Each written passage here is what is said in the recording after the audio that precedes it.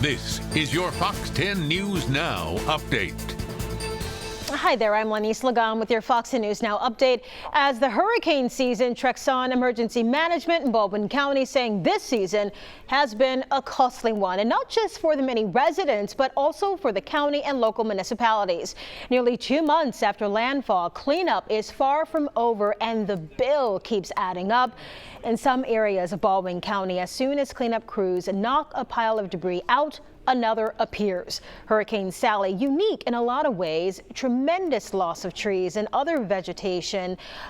In the county alone, more than 4 million cubic yards of downed trees and rubbish already been collected. EMA saying the cost at around $600,000 a day. That does not account for cities in Baldwin County hiring their own contractors. FEMA will reimburse all eligible expenses down the road, but taxpayers in Baldwin County for now will have to bear that load up front. A man's ear bitten off during a fight in Cathedral Square last night. Mobile police say at about 6:50, officers responded to the square after getting a report of a guy hurt. Once they got there, officers found the victim with an injury to his ear. A short time later, police found the person accused of doing it, also with bite marks. During a fight, apparently, the person accused bit off the bottom of the victim's earlobe and spit it at him, police say. The victim refused to press charges and was taken to the hospital for treatment. Wow. The Alabama Law Enforcement Agency warning about websites looking to cash in on your driver's license renewal. They say third-party sites might look like the real deal, but they could be charging you additional fees or upfront charges to complete the transaction. These sites are independently administered and not affiliated with ALEA. So here is a way to make sure that you know that the site you're looking at is legit. Rather than using a search engine, enter the web address directly. That is www.alea.gov. Check the price. ALEA's transaction fee is $2.75 to renew online. And lastly, look for the official ALEA seal at the top of the page. You should also have a lock sign too in that web address so you know the site is secure. More Veterans Day celebrations coming up, and St. Luke's Episcopal School hosting its drive-by breakfast for veterans. That's going to be at the university campus at 8:15.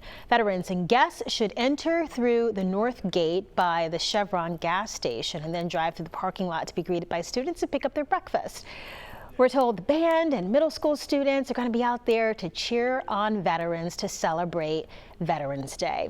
And the University of Mobile also inviting the community to celebrate. That celebration is going to be at 11 o'clock tomorrow at the Bedsole Commons patio on campus.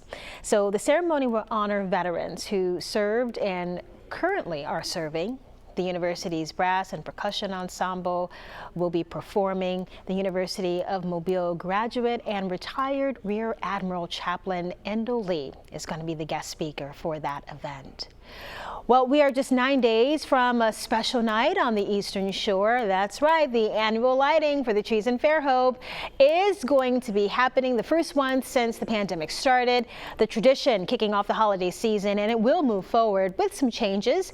There won't be a stage this year, and the city is asking for families to social distance 6 feet apart and wear a mask.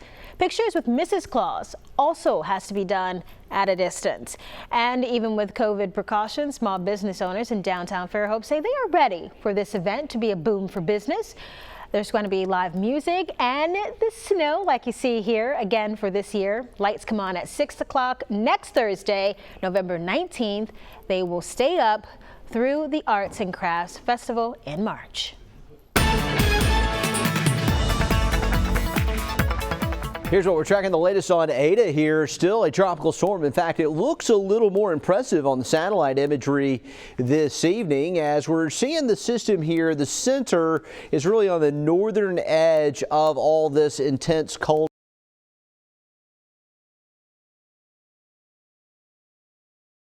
It's definitely stronger than it was yesterday. Ada's pretty much been stationary. We are getting a northerly movement now at about 7 miles an hour, so that is a promising sign that we're finally starting to get some movement here. We expected a northerly track, and if it can gain a little latitude, it may end up going a little more northeast. We'll see with time. Looking at it, though, most of the rain out over the Gulf. There's a ton of dry air over on the western flank of it, and wind shear will increase, as well as a decrease in water temperatures in the northern Gulf, so that should limit strengthening with time. You can see all that wind shear kicking out, and the primary steering mechanism is going to be this ridge here over Florida. That should kick it to the north despite a competing ridge to the west, which is keeping a southerly influence on the track. So drifting north, and we do see a little increase in forward speed. By Thursday, we have it accelerating up towards the Big Bend region. Then it becomes more variable in the forecast, but we do expect a weaker system. Look at this: 70, 65, 45, 35. So we see it weakening as it makes it to the northern Gulf. And if it takes this track towards the Big Bend region, it's not going to have much of an impact on our weather. Things will be okay with us. We've got a series of fronts coming through too with some drier weather, and these models starting to look better again, hinting more at an easterly track, and we're seeing that in the GFS as well as the European. So everything pointing towards a very weak system and a more easterly track, including the European model. You can see it lifting up by about Friday up into the Big Bend again on the European, and then finally on Saturday lifting on up into Georgia. There may be a little delay there once it gets into the northeastern section of the Gulf of Mexico, but eventually a trough will pick it up. We've had showers out there today, light rain showers around the area. Our futurecast keeps the light rain going across the Gulf Coast region, and as we take a look at what's going on, you can see just a few hit and miss showers out there for tomorrow. Pretty good shot at some rain, spotty showers, and a rain chance holding at 50% on Wednesday. Will be dry Thursday and Friday. If Ada comes a little closer, these rain chances would be higher, but right now the weekend, pretty low end chances with what's hopefully a system passing to our east. Thanks for joining us here on Fox 10. Stay tuned to Fox 10 News throughout the day for the latest updates. This has been your Fox 10 News Now update.